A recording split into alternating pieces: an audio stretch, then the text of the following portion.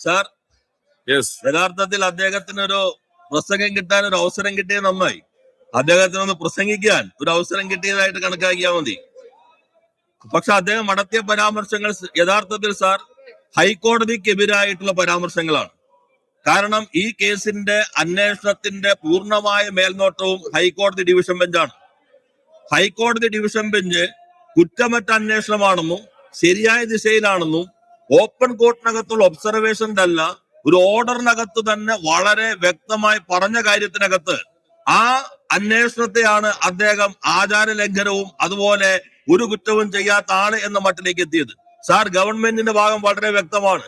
തന്ത്രിയാണോ അകത്ത് കിടക്കുന്ന ആരാണോ അവര് പ്രതിയാണെന്നോ പ്രതിയല്ലെന്നോ ഗവൺമെന്റിന് അത് സംബന്ധിച്ച് യാതൊരു അഭിപ്രായവും ഇല്ല. കാരണം ഈ അന്വേഷണം പൂർണ്ണമായി നടക്കുന്നത് ഹൈക്കോടതി ഡിവിഷൻ ബെഞ്ചിന്റെ മേൽനോട്ടത്തിനകത്ത് മാത്രമാണ്. ഞങ്ങളുടെ മുൻപിൽ അന്വേഷണത്തിന്റെ ഒരു റിപ്പോർട്ടും വരുമില്ല. സീല് വെച്ച കവറിനകത്ത് ഹൈക്കോടതി ഡിവിഷൻ ബെഞ്ചിനകത്താണ് വരുന്നത്. ഹൈക്കോടതി ഡിവിഷൻ ബെഞ്ച് ഈ അന്വേഷണം ശരിയായ രൂപത്തിലാണ് എന്ന് പറഞ്ഞിട്ടും ഈ സമരം തുടരുന്നത് രാഷ്ട്രീയമായ ചില ലക്ഷ്യങ്ങൾ വെച്ചുകൊണ്ടാണ്. സാർ, ഞാനൊരു കാര്യം പറയട്ടെ സാർ. 1987 ലോക്സഭാ തെരഞ്ഞെടുപ്പ് നടക്കുമ്പോൾ ഫൈസാബാദിൽ വെച്ച് രാമരാജ്യം എന്ന മുദ്രാവാക്യം ആദ്യമായി അവതരിപ്പിക്കുന്നത് കോൺഗ്രസ് ആണ് സാർ. അയോധ്യയില് ജവഹർലാൽ നെഹ്റു സരയൂ നദിയിലേക്ക് വലിച്ചെറിഞ്ഞ താക്കോലുകൾ, ആ താക്കോലുകൾ വീണ്ടും അത് തുറക്കാൻ അനുവദിച്ചത് കോൺഗ്രസ് ആണ് സാർ. അതിനുശേഷം അയോധ്യയിൽ ശിലാന്യാസം അനുവദിച്ചത് കോൺഗ്രസ് ആണ് സാർ.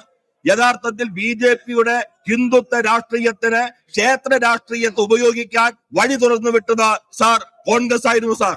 ഇപ്പൊ കോൺഗ്രസ് ചെയ്യുന്നത് നവയുഗം എന്നുള്ളത് BJP യുഗത്തിലേക്കുള്ള യാത്രയ്ക്കുള്ള വഴിയൊരുക്കലാണ് സാർ കോൺഗ്രസ് ഇപ്പോൾ ചെയ്തുകൊണ്ടിരിക്കുന്നത്. അത് ഈ രാജ്യത്തെ അപകടത്തിലാക്കും. എന്തുകൊണ്ടാണ് സാർ ഈ കേരള സ്റ്റോറി വരുന്നത്? എന്തുകൊണ്ടാണ് സാർ തെലുങ്കാന സ്റ്റോറി ഇല്ലാത്തത്? എന്തുകൊണ്ടാണ് സാർ കർണാടക സ്റ്റോറി ഇല്ലാത്തത്? എന്തുകൊണ്ടാണ് സാർ ഹിമാചൽ പ്രദേശ് സ്റ്റോറി ഇല്ലാത്തത്? എന്തുകൊണ്ടാണ് സാർ കേരള സ്റ്റോറി 1ഉം 2ഉം വരുന്നത്? കാരണം കർണാടക സ്റ്റോറി ഗുജറാത്ത് സ്റ്റോറി തന്നെയാണ് sir. Telangana story UP story തന്നെയാണ് സാർ. കോൺഗ്രസും BJPയും രണ്ട് പാർട്ടികളുടെ പേരുന്നുണ്ടെങ്കിലും ഒരേ രാഷ്ട്രീയത്തെ, ഒരേ പ്രത്യയ ശാസ്ത്രത്തെ പ്രതിനിധാനം ചെയ്യുന്നു. ആ അപകടം മതനിരപേക്ഷ കേരളത്തിന് അങ്ങേയറ്റം അപകടകരമാണ് എന്ന് തിരിച്ചറിയാൻ തയ്യാറാകണം. അതുകൊണ്ട് അദ്ദേഹം നടത്തിയ പരാമർശങ്ങൾ ഹൈക്കോടതിക്കെതിരാണ്. അത് രേഖകളിൽ നിന്ന് നീക്കം ചെയ്യണമെന്ന് ഞാൻ ആവശ്യപ്പെടുന്നു.